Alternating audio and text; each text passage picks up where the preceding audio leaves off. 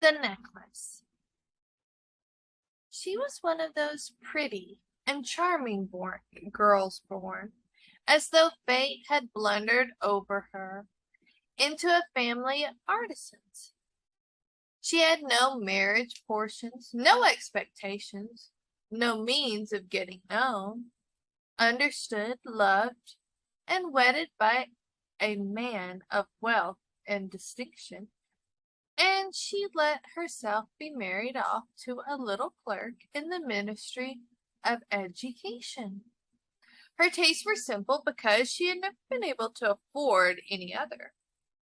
But she was as unhappy as though she had been married beneath her, for women have no caste or class, their beauty, grace, and charm serving them for birth and family, their natural delicacy, their instinctive elegance, their nimbleness of wit are their only mark of rank, and put the slum girl on a level with the highest lady in the land. She suffered endlessly, feeling herself born for every delicacy and luxury. She suffered from poorness of her house, from its mean walls, worn chairs, and ugly curtains. All these things, of which other women of her class would not even have been aware, tormented and insulted her. The sight of her little Breton girl who came to do the work in her little house aroused heartbroken regrets and hopeless dreams in her mind. She imagined silent arm-chambers, heavy with ornamental tapestries, lit by torches in lofty bronze sockets, with two tall footmen and knee breeches sleeping in large armchairs, overcome by the heavy warmth of the stove. She imagined vast saloons hung with antique silks, exquisite pieces of furniture supporting priceless ornaments, and small, charming, perfumed rooms, created just for little parties of intimate friends, men who were famous or sought after, whose homage roused every other woman's envious longings. When she sat down for dinner at the round table covered with a 3-day-old cloth opposite her husband, who took the cover off the soup tin, exclaiming delightedly, "Ah, Scotch broth! What could be better?" She imagined delicate meals, gleaming silver, tapestries peopling the walls with folk of a past age, and strange birds and fairy forests. She imagines delicate food served in marvelous dishes, murmured gallantries, listened to with an inscrutable smile, as one trifle with the rosy flesh of trout or wings of asparagus chicken. She had no clothes, no jewels, nothing, and these were the only things she loved. She felt that she was made for them. She had longed so eagerly to charm, to be desired, to be wildly attractive and sought after. She had a rich friend, an old school friend, whom she refused to visit because she suffered so keenly when she returned home. She would weep whole days with grief, regret, despair, misery. One evening her husband came home with an exultant air, holding a large envelope in his hand. "Here's something for you," he said. Swiftly she tore the paper and withdrew a printed card on which were the words, "The Minister of of Education and Madame Reponin, you request the pleasure of the company of Monsieur and Madame Loisela at the Ministry of the evening on the evening of Monday, January the 18th. Instead of being delighted, as her husband had hoped, she flung the invitation petulantly across the table, murmuring, "What do you want me to do with this?" "Why, darling, I thought you'd be pleased. You never go out. This is a great occasion, a tremendous trouble to get it. Everyone wants one. It's very select, and very few go to the clerks. You'll see all the big, really big people there." She looked at him out of her furious eyes and said impatiently, "And what do you suppose I am to wear at such an affair?" He had not thought about it. He stammered, "Why, the dress you go to the theater in. It looks very nice to me." He stopped, stupefied, and utterly at a loss when he saw his wife beginning to cry. 2 large tears ran slowly from the corner of her eyes towards the corner of her mouth. "What's the matter with you? What's the matter with you?" he faltered. But with a violent effort, she overcame her grief and replied in a calm voice, wiping her wet cheeks, "Nothing. Only I haven't a dress, and so I can't go to this party. Give your invitation to some friend of yours, whose wife will be turned out better than I shall." He was heartbroken. "Look here, Mathilde," he persisted, "what would be the cost of a suitable dress, which you could use on other occasions as well? Something very simple." She thought for several seconds, reckoning up the price and also wondering how large a sum she could ask without bringing upon herself an immediate refusal and an exclamation of horror from the carefully minded clerk.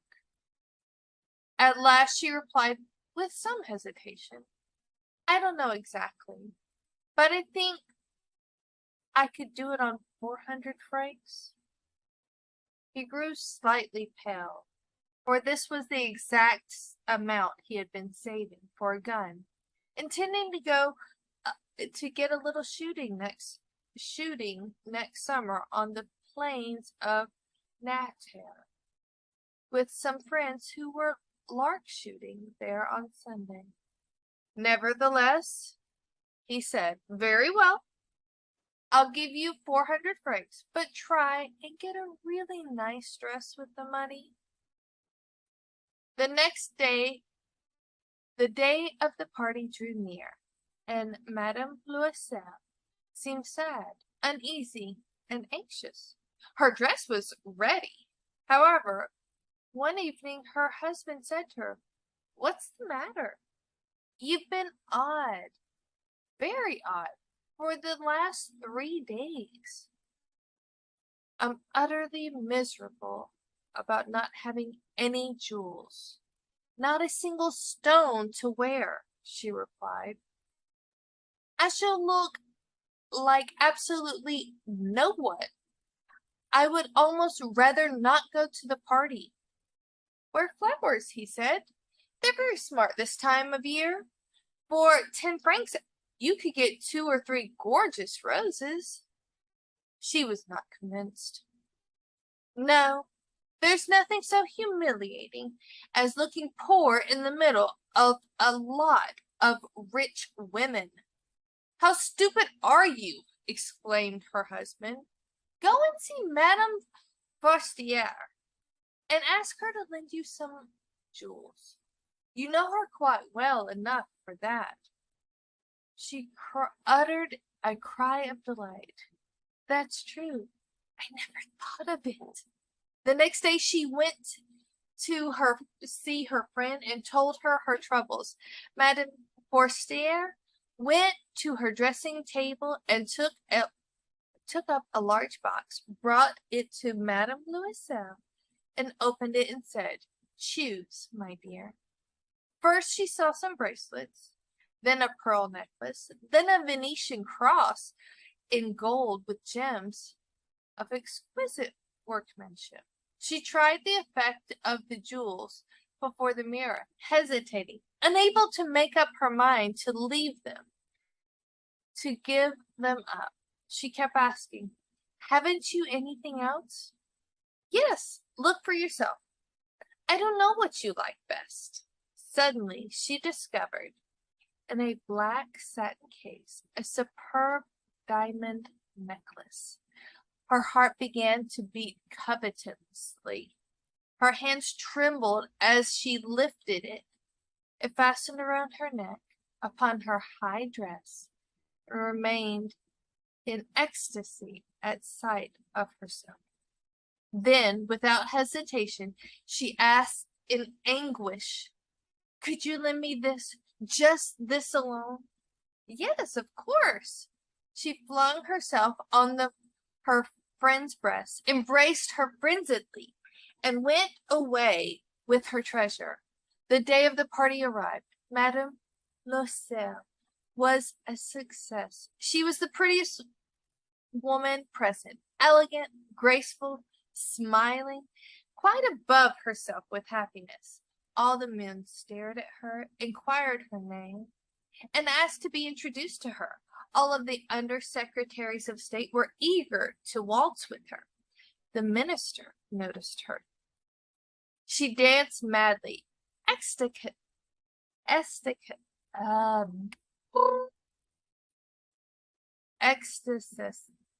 ecstatically, drunk with pleasure, with no thought of anything, in the triumph of her beauty, in the pride of her success, in a cloud of happiness made up of this universal homage and admiration, of the desires she had aroused, of the completeness of a victory so dear to her feminine heart.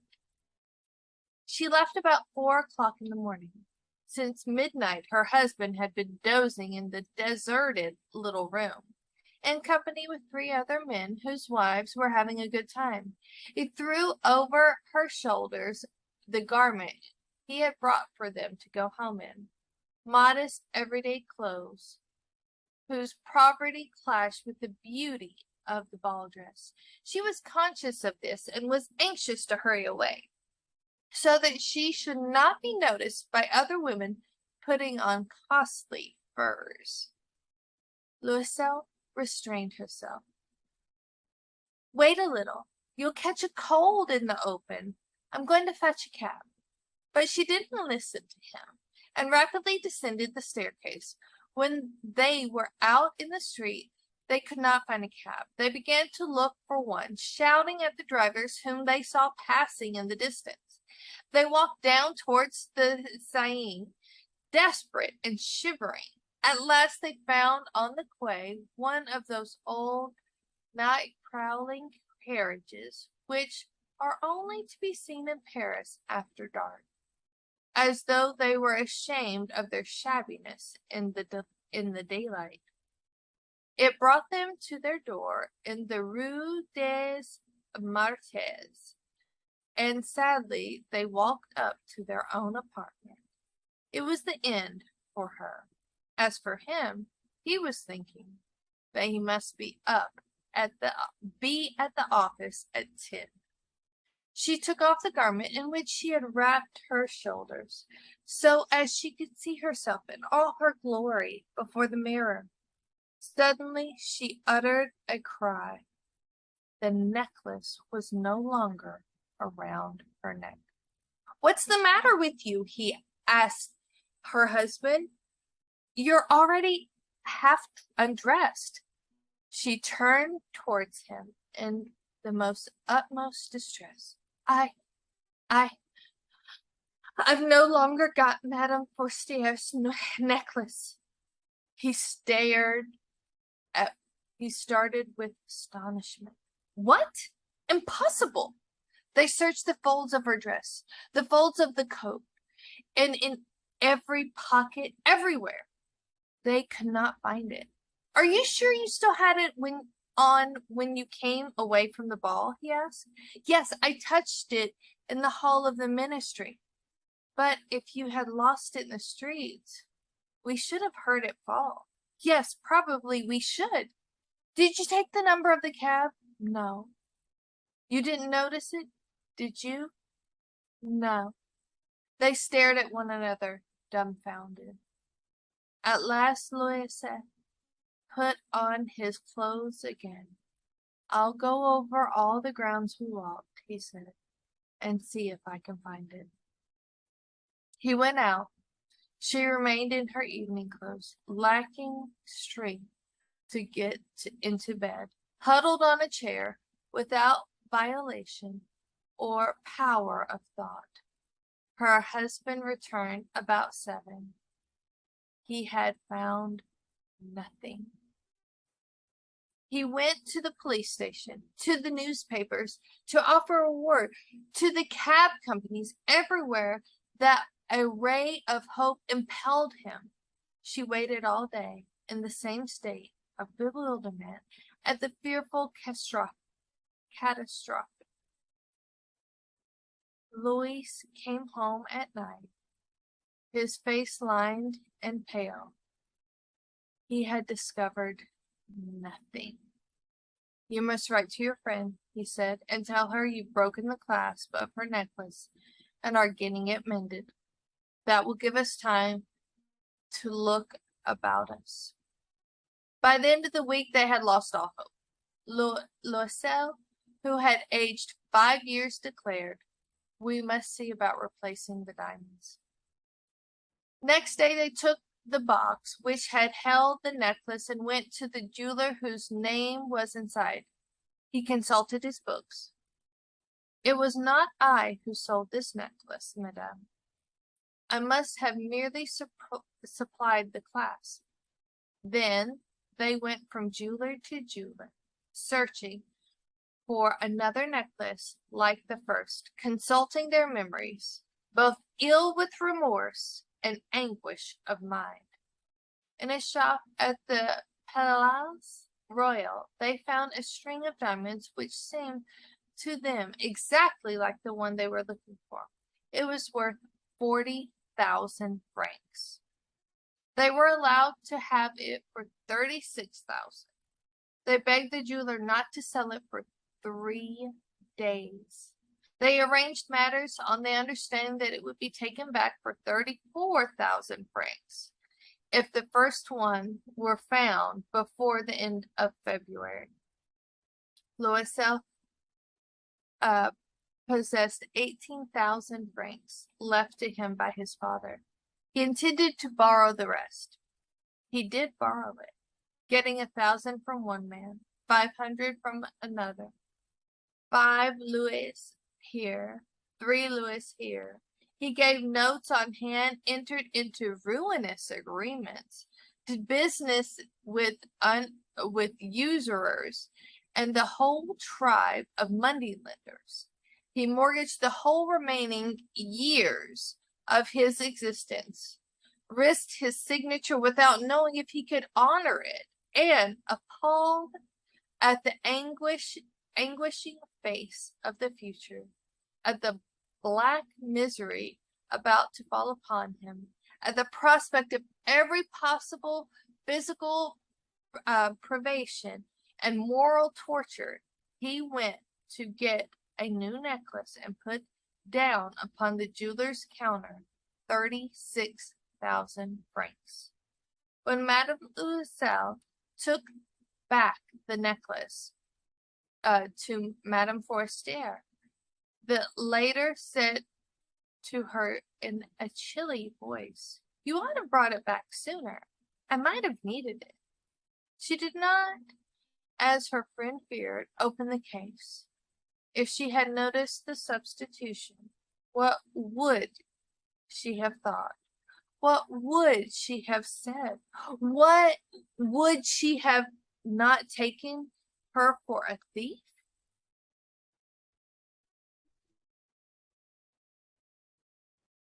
Madame Loisel came to know the ghastly life of abject poverty.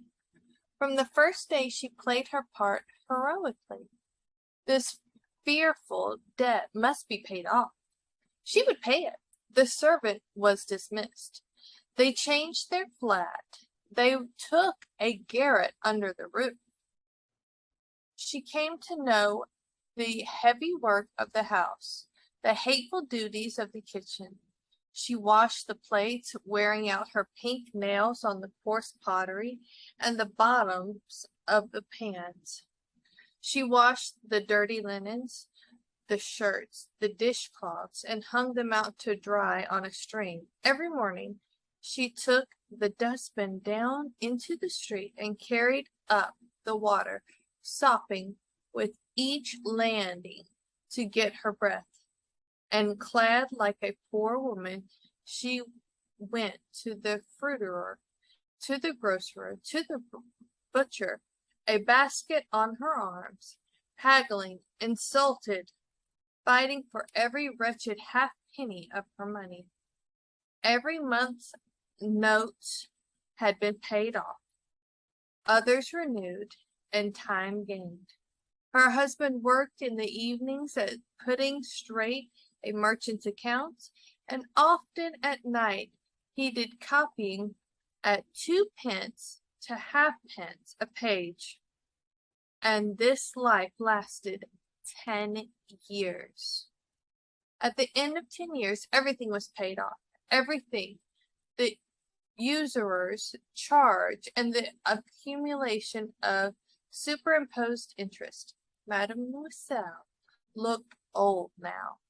She had become like all the other strong, hard, coarse women of poor households. Her hair was badly done. Her skirts were awry. Her hands were red. She spoke in a shrill voice, and the water slopped all over the floor when she scrubbed it. But sometimes, when her husband was at the office, she sat down by the window and thought of the evening, long ago, of the ball, which she had been so beautiful and so much admired. What would have happened if she had never lost those jewels? Who knows? Who knows? How strange life is! How fickle! How little it needed to ruin or to save. One Sunday, as she had gone for a walk along the Champs Elysees to freshen herself after the labors of the week, she caught sight suddenly of a woman who was taking a child out for a walk. It was Madame Forestier, still young, still beautiful, still attractive. Madame Loisel was conscious of some emotion. Should she speak to her? Yes, certainly. And now that she had paid, she would tell her all. Why not? She went up to her. Good morning, Jeanie. The other did not recognize her and was surprised at being thus familiarly addressed by a poor woman. But madam, she stammered, I don't know you. You must be making a mistake. No, I am Mathilde Louise. Her friend uttered a cry. Oh, my poor Mathilde. How you have changed. Yes, I have had some hard times since I saw you last, and many sorrows, and all on your account. On my account? How was that? You remember the diamond necklace you lent me for the ball at the ministry? Yes, well, I lost it. How could you? Why, you brought it back. I brought you another one just like it. And for the last 10 years, we have been paying for it. You realize it wasn't easy for us. We had no money. Well, it's paid for at last, and I'm indeed glad. Madame Forestier had halted. You say you bought a diamond necklace to replace mine? Yes, hadn't you noticed? They were very much alike. She smiled in a proud and innocent happiness. Madame Forestier, deeply moved, took her two hands. Oh, my poor Mathilde. But mine was imitation. It was worth, at the very most, 500 francs. If you like this, you're going to love what you can experience in the Light Up Literature curriculum. So I hope to see you in the family soon.